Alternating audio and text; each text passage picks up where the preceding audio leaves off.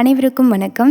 மகளிர் உரிமை தொகை 2500 எப்போ கிடைக்கும் அப்படின்னு தமிழக மக்கள் எல்லாருமே ரொம்ப ஆர்வத்தோடு எதிர்பார்த்துட்ருக்காங்க.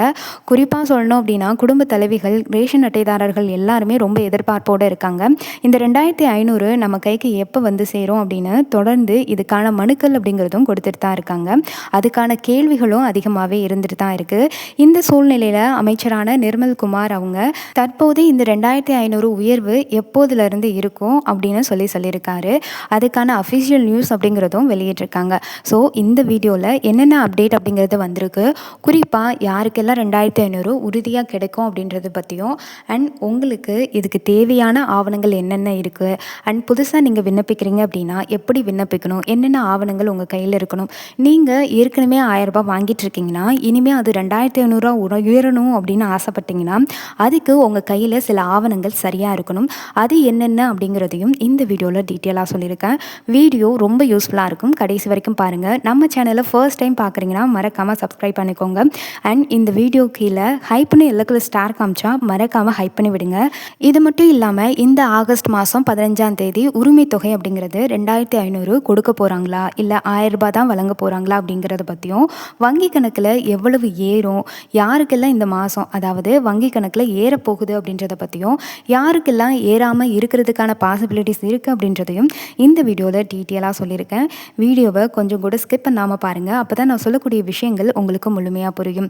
மத்திய மற்றும் மாநில அரசிட்டேருந்து வரக்கூடிய முக்கியமான நலத்திட்டங்கள் எல்லாம் உங்களுக்கு உடனுக்குடன் தெரிஞ்சுக்கணும்னு ஆசைப்பட்டீங்கன்னா நம்ம சேனலை சப்ஸ்கிரைப் பண்ணிக்கோங்க. தமிழகத்தில் இருக்கக்கூடிய அனைத்து குடும்ப அட்டைதாரர்களுக்கும், குறிப்பாக குடும்ப தலைவிகளுக்கும் மாதம் மாதம் வழங்கக்கூடிய உரிமை தொகை 1000லேருந்து 2500 உயர்த்தி வழங்கப்படும் அப்படின்னு முதலமைச்சர் விஜய் அவர்கள் தேர்தல் வாக்குறுதியில் பெண்களுக்கான சிறப்பு திட்டமாக அறிவிச்சிருந்தார். அதே போல் ஆட்சிக்கு வந்து கடந்த 3 மாதங்களாக மே மாதம் வழக்கம் போல் 15ஆம் தேதி 1000 ரூபாய் வரவு வச்சது. அதே மாதிரி தான் ஜூன் மாதமும் சரி ஜூலை மாதமும் சரி 1000 ரூபாய் வரவு வைக்கப்பட்டது. ஆனால் எல்லார்ட்டையுமே எக்ஸ்ட்ரா ஒரு 500 ரூபாய் சேர்த்து போடுவாங்க அப்படின்ற ஒரு எதிர்பார்ப்பு இருந்தது.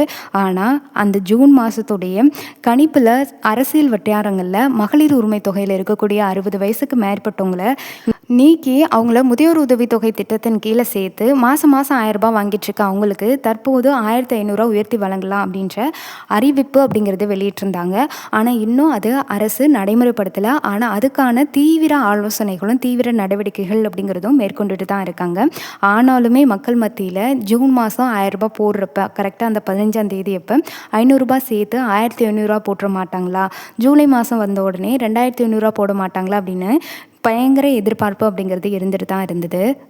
குறிப்பாக ஜூன் மாதம் முதலமைச்சர் விஜய் அவர்களுடைய பிறந்த நாளை முன்னிட்டு கட்டாயம் எல்லா பெண்களுக்குமே 2500 உயர்த்தி வழங்குவாங்க அப்படின்னு சொல்லி அதிகமாகவே எதிர்பார்க்கப்பட்டுச்சு. அதே மாதிரி தான் ஜூலை மாதமும் 15ஆம் தேதி எதிர்பார்த்தாங்க. ஆனால் 1000 ரூபாய் தான் போட்டாங்க. வங்கி கணக்கில் குடும்ப தலைவிகளுக்கு 1000 ரூபாய் மட்டுமே வரவு வைக்கப்பட்டுச்சு. இதுக்கப்புறம் ஆகஸ்ட் அதாவது இந்த மாதம் வந்து பட்ஜெட் தாக்கல் அப்படிங்கிறது பண்ணாங்க. இந்த பட்ஜெட் தாக்கலில் இதுக்கான அமௌண்ட் வந்து சொல்லுவாங்க அப்படின்னு சொல்லி அதிகமாகவே எதிர்பார்த்துட்டு இருந்தாங்க. அப்போவும் அவங்களுக்கு ஏமாற்றம் தான் முடிச்சுது. ஆனால் அமைச்சர் நிர்மல்குமார் ஆகட்டும் பிற அமைச்சர்கள் எல்லாமே பார்த்தீங்கன்னா சில விஷயங்களை வலியுறுத்திட்டு தான் இருந்தாங்க. அதே மாதிரி பெண்கள் பொறுத்த வரைக்கும் இந்த மகளிர் உரிமை தொகைக்காக மேல்முறையீடு அப்படிங்கிறதும் செஞ்சுட்டு தான் இருந்தாங்க. நிறைய மனுக்கள் அப்படிங்கிறதும் கொடுத்துட்டு தான் இருந்தாங்க. இப்போது இந்த ஆகஸ்ட் மாதம் 15ஆம் தேதி இந்த 2500 வருமா அப்படின்னு கேட்டிங்கன்னா அதிகாரப்பூர்வ அறிவிப்பு அப்படிங்கிறது இன்னும் வெளியாகவே இல்லை.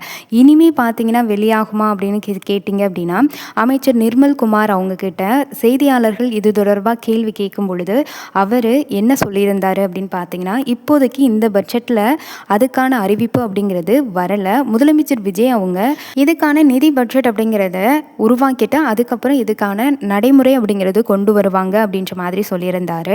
ஆனால் எல்லா மக்கள்கிட்டையுமே ஆகஸ்ட் மாதம் 15ஆம் தேதி 2500 வருமா இல்லை 1000 தான் வழக்கம் போல் வருமா அப்படிங்கிற கேள்வி இருந்துக்கிட்டு தான் இருக்குது.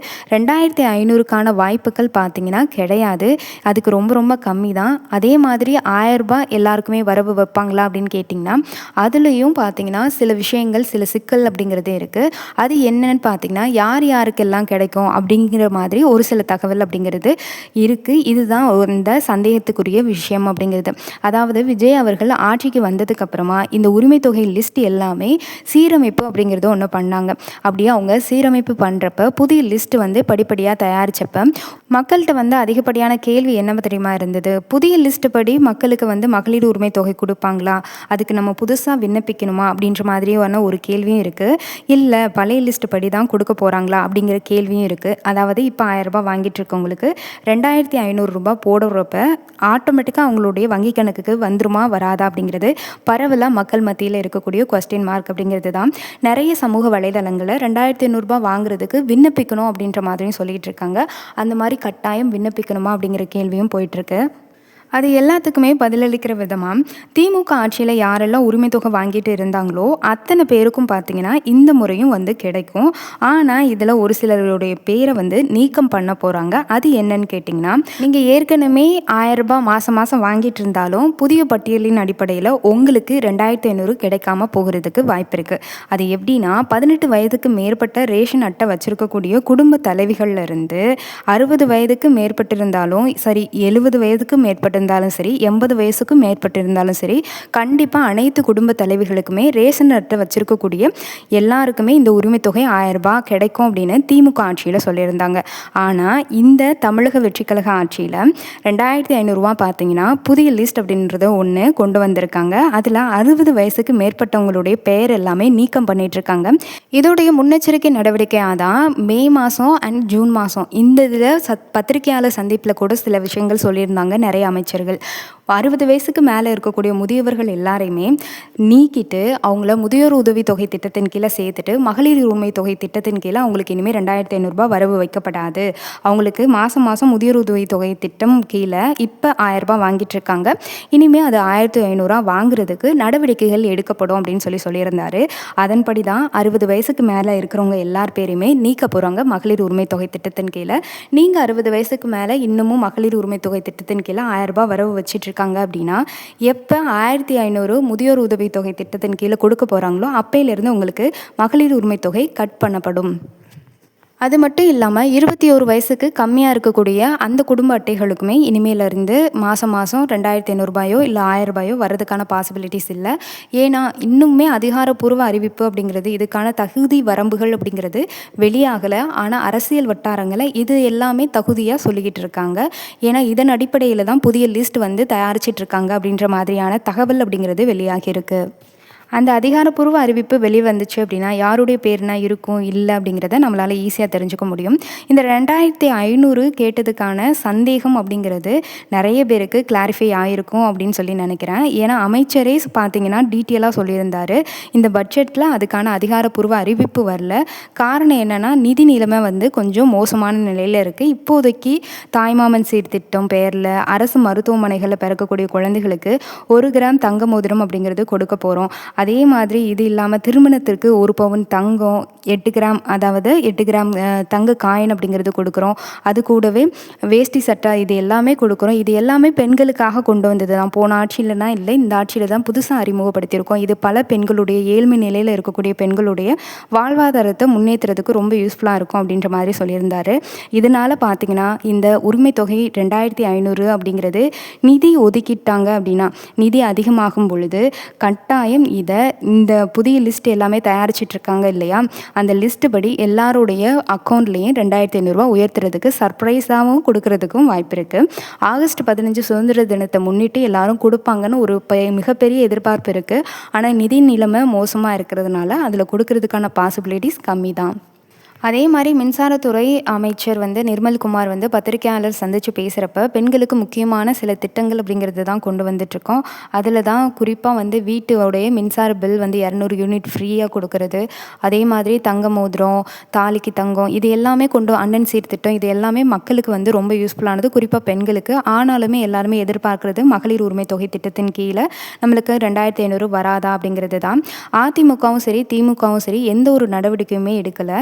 நல்ல திட்டங்களை புதிய அரசு தொடர்வது அப்படிங்கிறது வழக்கமான ஒன்று தான். ஆனால் மேகதாது விவகாரத்தில் நமது உரிமைகளுக்காக அனைத்து நடவடிக்கைகளும் அரசு எடுத்துகிட்டு வந்துட்டுருக்கு.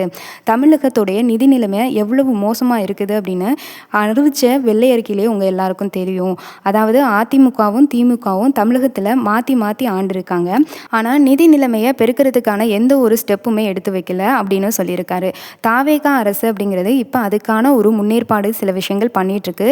இன்னொரு பக்கம் இந்த கடன் எல்லாத்தையுமே பார்த்திங்கன்னா நம்ம கொஞ்சம் குறைச்சாகணும். இந்த 2500 கொடுக்க முடியல அப்படின்னு சொல்கிறாங்க. அதே மாதிரி வழக்கம் போல் போன ஆட்சியில் இருக்கக்கூடிய எந்த ஒரு நலத்திட்டமாக இருந்தாலும் சரி, மக்களுக்கு பயன்பெறக்கூடிய வகையில் இருக்குது அப்படின்னா அது இந்த ஆட்சியிலையும் தொடரும் அப்படின்னு நம்மளுடைய முதலமைச்சர் சொல்லியிருக்காங்கன்னு சொன்னார். அதில் தான் உதாரணமாக பெண்களுக்கு பார்த்திங்கன்னா இலவசமாக பேருந்து சேவை அப்படிங்கிறது சொல்லியிருந்தார். ஸ்டாலின் அவர்கள் அறிவிச்சிருந்தார். அதை இப்போவுமே நடைமுறைப்படுத்திட்டு தான் இருக்கார் நம்மளுடைய முதலமைச்சர் அப்படின்னு சொல்லி அந்த பத்திரிகையாளர் சந்திப்பில் அவர் சொல்லியிருந்தார். இது மட்டும் இல்லாமல் அவர் கூடுதல் தகவலை என்ன சொல்லியிருக்காரு அப்படின்னா 13 லட்சம் கோடிக்கு மேலே இவங்க எல்லாருமே கடன் சுமத்திட்டு போயிருக்காங்க.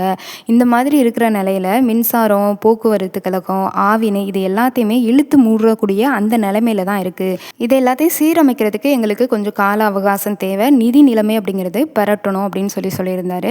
அதே மாதிரி விவசாய கடன் விவகாரத்தில் தெளிவாக கூறியிருக்கிறோம். விவசாய கடன்கள் அப்படிங்கிறது 75,000 வரைக்கும் முழுவதுமாகவே தள்ளுபடி செய்யப்படும் அப்படின்னு சொல்லியிருந்தார். இது மாதிரி நிறைய விஷயங்களை குறிப்பாக மகளிர் உரிமை தொகை திட்டத்தை பற்றி முதலமைச்சர் அவங்க இந்த மாதிரி சில விஷயங்கள் சொன்னாங்க. இந்த மாதிரி நிதி நெருக்கடி இருக்குது அப்படின்னு நிர்மல்குமார் அவங்க அந்த அமைச்சர் அப்படின்றவங்க சொல்லியிருந்தாங்க. இதோட அடுத்த கட்டமாக மகளிர் உரிமை தொகை மாதம் மாதம் நம்ம 1000 ரூபாய் வாங்கிட்டுருக்கோம். திரும்ப 2500 உயர்த்துறப்ப நம்ம போய் விண்ணப்பிக்கணுமான்னு கேட்டிங்கன்னா விண்ணப்பிக்க வேண்டிய அவசியம் கிடையாது. நீங்கள் தகுதியானவராக இருந்தீங்க அப்படின்னா ஏற்கனவே ஒரு பழைய லிஸ்ட் இருக்கும் இல்லையா, அதில் தகுதியின் அடிப்படையில் தானே எல்லாருக்குமே கொடுத்துட்ருக்காங்க. அந்த லிஸ்ட் எல்லாமே சரிபார்க்கப்பட்டுருக்கு. அதில் 60 வயசுக்கு மேலே இருக்கிறவங்க பேர் எல்லாத்தையுமே நீக்குறாங்க. அண்ட் அது மட்டும் இல்லாமல் 60 வயசுக்கு உள்ளாரையே இருந்தாலும் சிலர் ஒரே குடும்பத்தை சேர்ந்த 2 பேராக இருக்கலாம், இல்லை பணபலம் படைச்சவங்களாக இருக்கலாம், இல்லை அரசியல்வாதிகளுடைய அந்த கையாடுதலுக்கு உட்பட்டு நிறைய பேர் இந்த மகளிர் உரிமை தொகை அப்படிங்கிறத மாதம் மாதம் வாங்கிட்டு இருக்கலாம். இது எல்லாத்தையுமே அரசு அப்படிங்கிறது கண்டுபிடிச்சி எல்லாரையுமே நீக்கிட்டு இறந்தவோ பேருக்கு இந்த லாஸ்ட் 3 மாதத்துலேயே அவங்க பேருக்கு மாதம் மாதம் 1000 ரூபாய் போயிட்டுருக்கு அப்படின்றதையும் அரசு கண்டுபிடிச்சிருக்கு. அதுக்கு தான் இந்த இகேஒய்சி அப்படிங்கிறதுனா கட்டாயமாக்கியிருக்கு. குறிப்பாக இகேஒய்சி அப்படிங்கிறது நீங்கள் பண்ணல அப்படின்னா உங்களுக்கு மகளிர் உரிமை தொகை வருமானன்றதே கொஸ்டின் மார்க் தான். நீங்கள் 1000 ரூபாய் வாங்கினாலும் இகேஒய்சி அப்படிங்கிறது கட்டாயம் அமலுக்கு வரணும். அதை நீங்கள் செஞ்சு தான் ஆகணும். அமல்படுத்தியிருக்கு மத்திய அரசு அப்படிங்கிறது. இது மட்டும் கிடையாதுங்க. இகேஒய்சி அப்படிங்கிறது வெறுமனே உங்களுக்கு ரேஷன் கார்டுக்கு மட்டும் கிடையாது, வங்கிகளில் இருக்குது, கேஷில் இருக்குது. இதை பற்றின எல்லா உத்தரவுகளும் மத்திய அரசினால் கொண்டு வரப்பட்டிருக்கு. அதை பற்றின டீட்டெயில் இன்ஃபர்மேஷனை இன்றைக்கி ஈவினிங் உங்களுக்கு ஒரு வீடியோவாக போடுறேன். மறக்காமல் நீங்கள் அதை பார்க்கணும். ஏன்னா மத்திய அரசு அப்படிங்கிறது நிறைய புதிய உத்தரவுகளை கொடுத்துருக்கு. கேஷ்லேயும் சரி, வங்கி கணக்குலேயும் சரி, ரேஷன் கார்ட்லேயும் சரி நிறைய விஷயங்களை நிறைய மாற்றங்களை கொண்டு வந்திருக்கு. இது நடைமுறை வாழ்க்கையில் இருக்கக்கூடியது. நிறைய பேருக்கு கிராமப்புறத்தில் இருக்கிறவங்களுக்கு இதை பற்றின அவேர்னஸ் இல்லை. இதை பற்றி டீட்டெயில் இன்ஃபர்மேஷன் வீடியோ இன்றைக்கி ஈவினிங்குள்ளே வந்துடும். மறக்காமல் அதை பாருங்கள், ரொம்ப யூஸ்ஃபுல்லாக இருக்கும். அண்ட் அதே மாதிரி மகளிர் உரிமை தொகை திட்டத்துக்கு கீழே தகுதியானவங்க அப்படின்னு பார்த்தீங்கன்னா நீங்கள் ரேஷன் அட்டை அப்படிங்கிறது வச்சுருந்தா மட்டும் பத்தாது, அதில் உங்களுடைய புகைப்படம் அப்படிங்கிறது இருக்கணும். குடும்ப தலைவர் அப்படின்ற பேசிக்கில் உங்களுடைய புகைப்படம், உங்களுடைய நேம் அப்படிங்கிறது இருக்கிறது அவசியம் அப்படின்ற மாதிரி சொல்லியிருக்காங்க. அது மட்டும் இல்லாமல் உங்களோட வயசு 21லேருந்து 60க்குள்ளே இருக்கணும். அண்ட் உங்களுடைய ரேஷன் கார்டோட வகை அப்படிங்கிறது அது வறுமை கோட்டுக்கு கீழே இருக்கக்கூடியதாக இருக்கணும். குறிப்பாக ஆண்டு வருமானம் அப்படிங்கிறது உங்களுக்கு 1.5 லட்சத்துக்கும் கம்மியாக இருக்கணும். அந்த மாதிரி இருந்தால் மட்டும்தான் உங்களுக்கு மகளிர் உரிமை தொகை திட்டத்தின் கீழே மாதம் 2500 ரூபாய் இனிமே போட்டாங்க அப்படின்னா அது வர்றதுக்கான பாசிபிலிட்டிஸ் இருக்குது. அதே மாதிரி இப்போ இருக்கிற கரண்ட் சுச்சுவேஷனில் இந்த மாதிரி இல்லாமல் நீங்கள் வரி கட்டிகிட்டு இருக்கீங்க, ஜிஎஸ்டி மாதம் மாதம் கட்டிகிட்டு இருக்கீங்க அப்படின்னாலும் சரி, நீங்கள் இதுக்கு முன்னாடி கட்டல, நான் இப்போலேருந்து தான் கட்டுறேன் அப்படின்னாலும் சரி, உங்கள் பேர் நீக்கப்படுறதுக்கு வாய்ப்பு இருக்குது. அதே மாதிரி மகளிர் உரிமை தொகை திட்டத்தின் கீழே நீங்கள் அங்கன்வாடியில் வேலை பார்க்குறீங்க, இல்லை அப்படின்னா கிளர்க்காக வேலை பார்க்குறீங்க, ஆனால் கவர்மெண்ட் ஜாப் ரிலேட்டடாக என்ன வேலையாக இருந்தாலும் சரி அவங்க யாருக்குமே மகளிர் உரிமை திட்டத்தின் கீழே அமௌண்ட் அப்படிங்கிறது கொடுக்க மாட்டாங்க. ஆனால் அவங்க எல்லாருக்குமே போன ஆட்சியில் கொடுத்துருக்காங்க. அதையும் அரசு தரப்பில் கண்டுபிடிச்சிருக்காங்க. அதுக்காக தான் இந்த இகேஒய்சி அப்படிங்கிறது எல்லாமே முன்பதிவு கட்டாயம் அப்படின்னு சொல்லி அரசு தரப்புல இருந்து சில தகவல் அப்படிங்கிறது வருது. நீங்கள் இதுவே புதுசாக விண்ணப்பிக்கிறதா இருந்தால் பக்கத்தில் இருக்கக்கூடிய இ-சேவை மையத்தில் போய் விண்ணப்பிங்க. உங்களுடைய ஃபோட்டோ, ஆதார் ஐடி அண்ட் உங்களுடைய ரேஷன் கார்டு அண்ட் இது இல்லாமல் உங்களுடைய ரேஷன் கார்டுக்கு கொடுக்கப்பட்ட மொபைல் எண் அப்படிங்கிறது இது மட்டும் எடுத்துகிட்டு போனீங்கனாலே உங்களுக்கு மகளிர் உரிமை தொகை திட்டத்தின் கீழே நீங்கள் உங்களுடைய பேர் அப்ளிகேஷனாக நீங்கள் ஏற்றுக்கொள்ளப்படும். அங்கே அது மறுபரிசீலனை செய்யப்பட்டு அதில் நீங்கள் தகுதியானவங்களாக இருந்தீங்க அப்படின்னா பழைய பட்டியலில் சேர்க்கப்படுவீங்க. அதாவது மாதம் மாதம் 1000 ரூபாய் கொடுத்துட்ருக்காங்க இல்லையா, அதில் சேர்க்கப்படுறதுக்கு வாய்ப்பு இருக்குது. அண்ட் அதே மாதிரி என்னென்ன ஆவணங்கள் வந்து இப்போ இருக்கக்கூடியவங்க, அதாவது ரூ. 1000 மாதம் மாதம் வாங்கிட்டுருக்கேன், 2500 உயர்ந்துச்சு அப்படின்னா எனக்கு அது கரெக்டாக வந்துடணும், எந்தவித தங்குதடை இல்லாமல் இருக்கணும் அப்படின்னு சொல்லி எதிர்பார்த்தீங்க அப்படின்னா நீங்கள் 2 விஷயத்த செஞ்சுருக்கணும். ஒன்று வந்து உங்களுடைய வங்கி கணக்கோட ஆதார் எண் இணைச்சிருக்கக்கூடிய அந்த பேங்கை வந்து கையில் வச்சுக்கோங்க. ஏன் இந்த விஷயத்த சொல்கிறேன் அப்படின்னா, நிறைய பேர் வந்து ஒவ்வொன்றுக்கும் ஒவ்வொரு அக்கௌண்ட் அப்படிங்கிறத வச்சுருப்பீங்க. கிட்டத்தட்ட ஒரு 4, 5 அக்கௌண்ட் எஸ்பிஐயில், இந்தியன் பேங்க்கில், இந்தியன் ஓவர்சீஸ் பேங்க்கில், கனரா பேங்க்லன்னு ஒவ்வொரு அக்கௌண்ட் வச்சுருப்பீங்க. ஆனால் மெயின்டைன் பண்ணுறது ஒரு அக்கௌண்ட்டாக தான் இருக்கும், இல்லை 2 அக்கௌண்ட்டு தான் இருக்கும். மிச்ச பேலன்ஸ் இருக்கக்கூடிய அக்கௌண்ட் அப்படிங்கிறது ஆக்டிவாக இல்லாமல் கூட இருக்கலாம். இப்போ நீங்கள் அக்கௌண்ட்டில் வாங்கிட்டுருக்கீங்க, ஓகே. அதாவது இப்போ ஒரு அக்கௌண்ட்டில் உங்களுக்கு மகளிர் உரிமை தொகை வருது. அந்த உரிமை தொகை வர்ற அக்கௌண்ட்டில் ஆதார் ஐடி இணைஞ்சிருக்கான்னு பாருங்கள். அதை கரெக்டாக அப்டேட் பண்ணி வச்சுக்கோங்க. குறிப்பாக இந்த வங்கி கணக்குக்கு ஆதார் ஐடி கொடுத்துட்டு அதுக்கான மொபைல் எண் அப்படிங்கிறது, வங்கிக்கும் ஒரு மொபைல் எண் கொடுத்துருப்பீங்க, ஆதார் ஐடிக்கும் ஒரு மொபைல் எண் கொடுத்துருப்பீங்க. அது 2மே ஒரே மாதிரி இருக்கிற மாதிரி பார்த்துக்கோங்க. ஏன்னா பிற்காலத்தில் உங்களுக்கு மகளிர் உரிமை தொகை வந்துருச்சு அப்படின்றத குறுஞ்செய்தியாக வர்றது இந்த மொபைல் நம்பர் தான். அதே மாதிரி ஓடிபி கொண்டு வரதுக்கு வாய்ப்பு இருக்குது. அதுக்குமே இந்த மொபைல் நம்பர் ரொம்ப ரொம்ப முக்கியமான ஒன்று. உங்களோட ஆதார் ஐடி, மொபைல் எண், அதே மாதிரி வங்கி கணக்கு, இது 3மே கரெக்டாக இருக்கிற மாதிரி பார்த்துக்கோங்க. நீங்கள் ஏதாவது வேறு அக்கௌண்ட்லேருந்து ஏற்கனவே ரூ. 1000 வாங்கிட்டுருக்கேன், இப்போ அக்கௌண்ட் மாற்றலாமா, எனக்கு போஸ்ட் ஆஃபீஸ் அக்கௌண்ட்லேருந்து வருது, இல்லை ஆக்சிஸ் பேங்க்கில் வருது, ஆனால் நார்மலாக நான் பயன்படுத்திகிட்டு இருக்கக்கூடிய பேங்க்கில் வரல, ஆனால் வேறு பேங்க்கில் வருது அப்படின்னா கட்டாயம் நீங்கள் அந்த பேங்கை மாற்றாதீங்க. ஏன்னா மாற்றினீங்க அப்படின்னா வராமல் போகிறதுக்கும் வாய்ப்பு இருக்குது. ஏன்னா எந்த பேங்க்கில் வந்து நீங்கள் ஆதார் ஐடி இணைச்சிருக்கீங்களோ அந்த பேங்குக்கு மட்டும்தான் இந்த மகளிர் உரிமை தொகை அப்படிங்கிறது வரும். அதனால தான் உங்களுக்கு வேறு பேங்க்குக்கு வருது. குறிப்பாக நிறைய பேர் வந்து இதை சேஞ்ச் பண்ணலாமான்னு கேட்குறீங்க. தயவு செஞ்சு சேஞ்ச் பண்ணாதீங்க. நீங்கள் சேஞ்ச் பண்ணிங்கன்னா சில மாற்றம் வர்றதுக்கு வாய்ப்பு இருக்குது. அதாவது மகளிர் உரிமை தொகை வராமல் போகிறதுக்கு வாய்ப்பு இருக்குது. அதுக்காக சொல்கிறேன். அதே மாதிரி நீங்கள் அந்த மாதிரி எதுவும் யூஸ் பண்ணாத அக்கௌண்ட்டுக்கு வந்து மகளிர் உரிமை தொகை வருது அப்படின்னா மினிமம் பேலன்ஸை அந்த அக்கௌண்ட்டில் மெயின்டைன் பண்ணிகிட்டே இருங்க. மினிமம் பேலன்ஸ் இல்லாமல் நீங்கள் அதை ஃபுல்லாக தொடச்சி வச்சுட்டிங்க அப்படின்னா உங்களுக்கு பிளாக் ஆகிறதுக்கு வாய்ப்பு இருக்குது. ஏன்னா அக்கௌண்ட்லேருந்து எப்போவுமே சர்வீஸ் சார்ஜ் அப்படின்ற பேசிக்லையும் சரி, எஸ்எம்எஸ் சார்ஜ், இது எல்லாமே பிடிச்சிட்டே இருப்பாங்க. ரூ. 25, ரூ. 150, ரூ. 100 அந்த மாதிரி. அது மாதிரி பிடிக்கிறதுக்கும் வாய்ப்பு இருக்குது. அப்படி பிடிச்சாங்கன்னா 0 பேலன்ஸில் போய்டும், மைனஸ் பேலன்ஸில் போய்டும், இல்லைன்னா பிளாக் பண்ணுறதுக்கும் வாய்ப்பு இருக்குது. இதனாலேயும் மகளிர் உரிமை தொகை வராமல் போகிறதுக்கு வாய்ப்பு இருக்குது. இதை கொஞ்சம் கவனத்தில் வச்சுக்கோங்க. இதுதான் இதை பற்றின டீட்டெயில் இன்ஃபர்மேஷன் அப்படிங்கிறது. மகளிர் உரிமை தொகை திட்டத்தின் கீழே யார் யாருக்கெல்லாம் கொடுப்பாங்க அப்படின்ற நியூஸ் வந்த உடனே யார் யாரெல்லாம் இதுக்கு தகுதியானவங்க, யார் யாருடைய பேரெல்லாம் பட்டியலில் இணைச்சிருக்காங்க அப்படின்ற அந்த டீட்டெயிலுமே நம்மளால் பார்க்க முடியும். அதையுமே டீட்டெயில் அப்டேட்டடாக நம்ம சேனலில் போகிறேன். சேனலை மட்டும் ஃபாலோ பண்ணிக்கோங்க. இந்த வீடியோ கட்டாயம் உங்கள் எல்லாருக்கும் யூஸ்ஃபுல்லாக இருக்கும்னு நினைக்கிறேன். வீடியோ பிடிச்சிருந்தால் மறக்காமல் லைக் பண்ணுங்கள். இது மாதிரி ரெகுலர் இன்ஃபர்மேஷன் தெரிஞ்சுக்கிறதுக்கு சேனலை சப்ஸ்கிரைப் பண்ணிக்கோங்க. லைக் பண்ணிங்க அப்படின்னா கீழே ஹை பண்ணி எல்லோ கலர் ஸ்டார் காமிக்கும், மறக்காமல் ஹை பண்ணி விடுங்க. நன்றி, வணக்கம்.